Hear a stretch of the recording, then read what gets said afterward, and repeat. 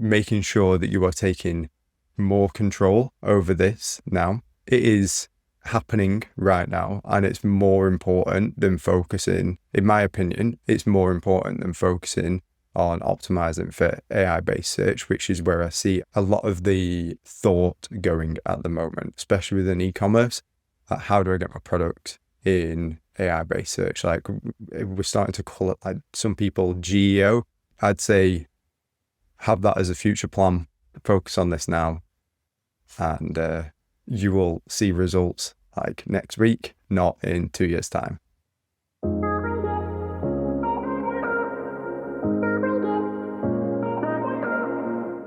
I'm Callum Lockwood, and this is SEO in 2025 Additional Insights.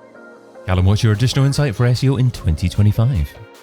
My additional insight is that e-commerce brands should be focusing on or optimizing for Google organic product grids, and I'm going to talk a bit around how to actually go about that and what we should be bringing into SEO as a channel from, say, some other areas that we've previously neglected.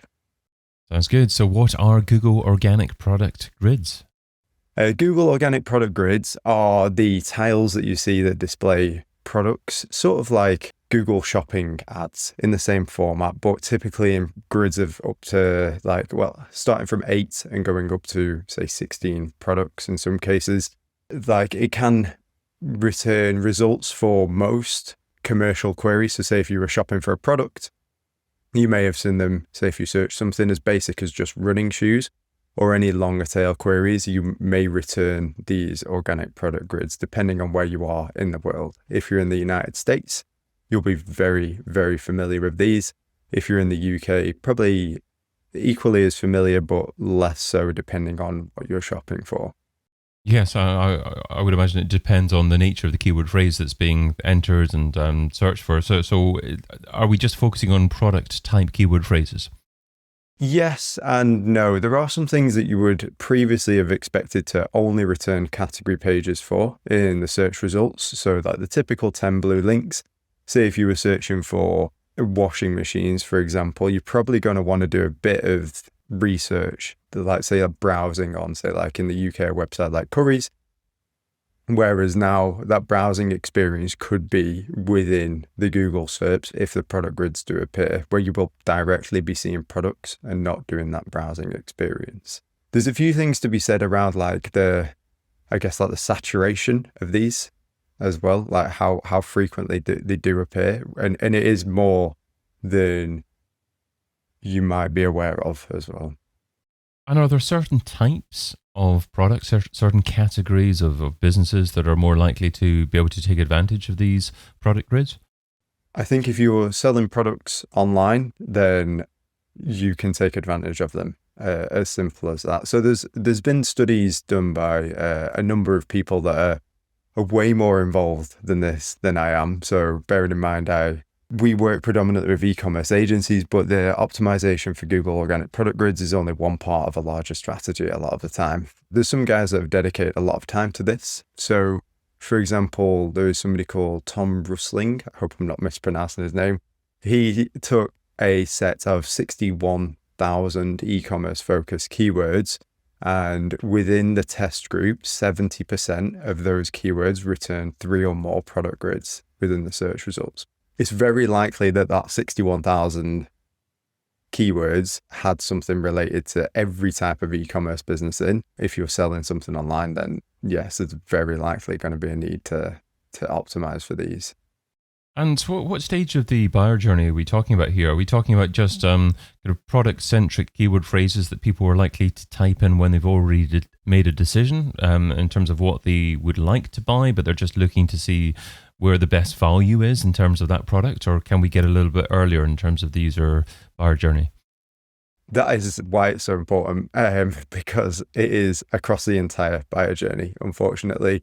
So the only place it's not going to appear is in that initial sort of research. Say if you were searching something like the best headphones to buy in 2025, it's probably not going to search. You're still going to see like the tech radars, the comparison sites.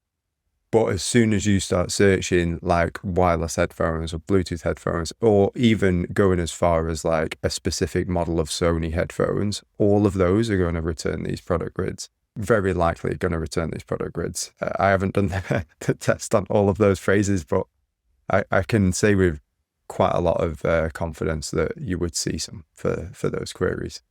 And what kind of results are we likely to get from things like click-through rate, position on the SERP, comparison with regards to the standard blue links, and also maybe comparison with paid results as well? Yeah, so the paid results will still appear at the top in that strip format. So one strip that can be scrolled over to the right on mobile, like you just interact with it and slide across. But in a lot of cases, we are seeing that popular products grid appear at the top, so before any blue links, which is why it's so important to optimize for. So in some cases, in most cases, it's about 8 products that would sit at the top, and then you would have the standard blue links underneath. It could be a case of you will get that popular products grid, then 3 blue links, and then another like more products grid. So you're massively having your click-through rates impacted. We have seen, just for the data sets we have access to, we have seen that where these have started appearing more and more, click-through rates have declined for category pages. But by optimizing for these, we're not missing out on like revenue. Basically, the clicks have gone down, but the overall revenue has stayed or grown. Okay, well, you mentioned the phrase optimizing for these opportunities. You also talk about getting involved with the merchant center. So how do we actually start to appear in these product grids?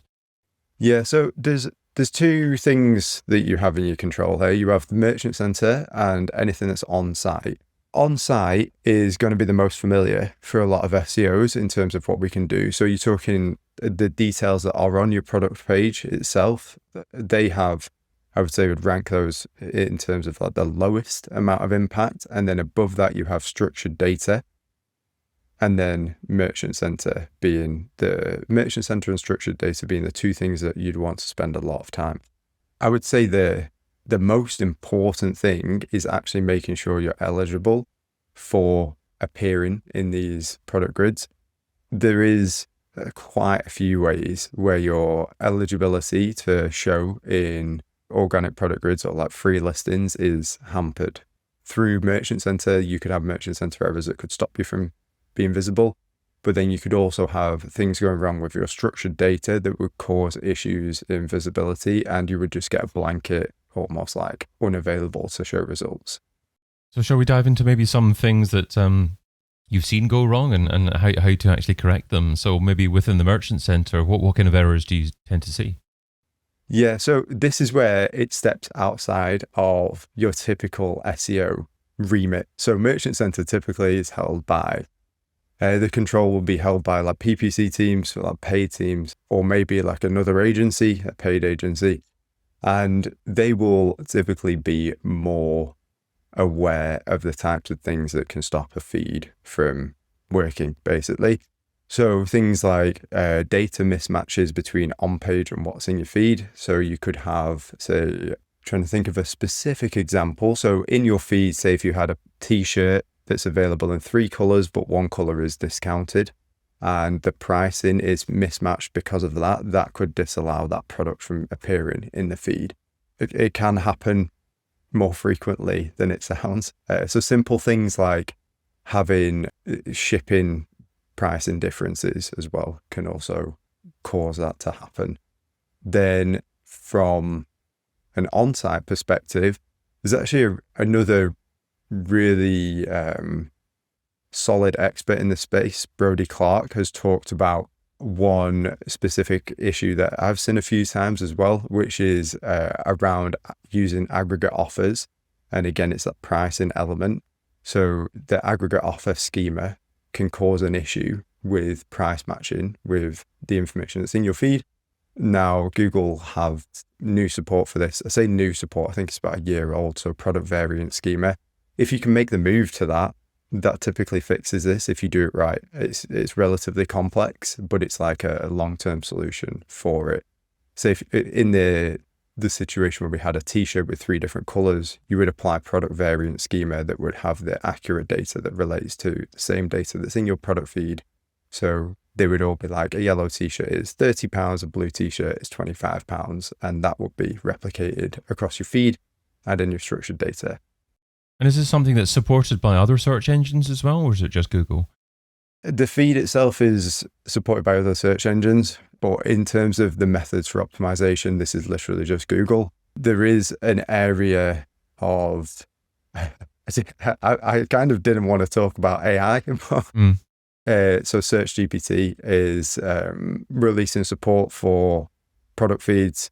So I don't know if you've done much shopping research in ChatGPT, but you can show product tiles. At the moment, that is pulled from information it can find on your site. So like that on-site thing. What it doesn't have is a support for a feed. So now there will be the element of, well, they are going to add in feed support, which means the optimizations will be very similar for AI-based search eventually. Okay, so will it be likely that we'll have to submit a feed to AI search engines, or will AI search engines just actually find a feed on our website? According to the landing page that I've seen on the ChatGPT landing page, they want you to submit a feed. It's not open yet, as far as I know, but when it does open, it will be a feed submission, and you can use the feed that you submit to Merchant Center for it. It'll use the same format. So how do you measure success then from these opportunities? Because will traditional SEO software tools actually be able to tell us what we're ranking in these product grids, and what our click-through rate is, and those types of metrics? Yeah, being completely transparent, it's harder than tracking traditional 10 blue link search. The way we've done it is through 3 different things. So you have Google Analytics for actual product data, like product URL level data. So clicks from organic, revenue through those products, etc., just your usual stuff. And then for Search Console, you have search appearance, so you can see when these do appear and how often they are clicked as well. Obviously, there is a level of like sampling that goes into this. So for like longer tail queries, which are more likely to bring in these product level clicks, you might be missing a chunk of data in Search Console. And then the third area that I've not been super hands-on with, but you can track appearance for product grids within tools like SEMrush and Ahrefs. I know for a fact you can do it in Ahrefs. So like actual appearance of these product grid features against terms that you rank for as well. So you can see like where you need to optimize for, if that makes sense, but you can't see necessarily where your products are showing. And in terms of where your products are showing in order, how do you influence that? Because it's one thing getting featured in these product grids, and it's one thing actually being the most prominent result in there. So other elements such as reviews or perhaps existing authority and relevance of a website that impact where the product is positioned? Yes, I think this question actually has the most frustrating answer. So the actual answer to this is the biggest impact actually comes from things like price. So if you have a sale on, or if your products are just cheaper, free shipping and returns policies are like massive movers in terms of like where you appear in this. Those are probably the most influential factors, but there are some levels of optimization that you can do. So I wouldn't neglect the areas of optimizing things like your product name. I guess one way to think about like the optimization of the content on a product page, let's take like the t-shirt example. So we have, say that brands such as Nike, in their product name, it will be a t-shirt, but in the actual name on the page, it might just say something like a Nike dry fit, which is like a product brand thing that they have. And that might go into the feed. This is something we have seen, by the way. That might go into the feed as just like men's Nike dry fit or whatever, but that is actually the name of a t-shirt and it doesn't say t-shirt. You would be completely unaware of this because looking at your website, You can clearly see it's a t-shirt. You're not thinking this data that's going into the feed is incorrect, basically. So what you would then do is either manually adjust the feed to say something like men's Nike dry fit t-shirt, and then possibly the color as well. That would be great if you could get that in there. And then you can also mark up in the structured data and also in the feed additional details with the color, the product type, and then a really good quality description as well. So as much information as possible that is relevant to that product. And we have found success in making sure that if your feed contains certain information, your structured data replicates that to the letter, basically. It's easier for you as well if you make those two match. Callum, what's the key takeaway from the tip you shared today? I think it is hard to summarize, but I would say the key takeaway is making sure that you are taking more control over this now. It is happening right now, and it's more important than focusing, in my opinion, it's more important than focusing on optimizing for AI-based search, which is where I see a lot of the thought going at the moment, especially within e-commerce. Like, how do I get my product in AI-based search? Like, we're starting to call it, like some people, GEO. I'd say have that as a future plan, focus on this now, and you will see results like next week, not in 2 years' time. Callum Lockwood is the head of SEO at Resignal, and you can find him over at resignal.com. Callum, thanks so much for adding your additional insight to SEO in 2025. Thank you. I've been your host, David Bain, and you've been listening to SEO in 2025 Additional Insights, a Majestic series that complements the original podcast, video series, and book. Find out more at SEOin2025.com.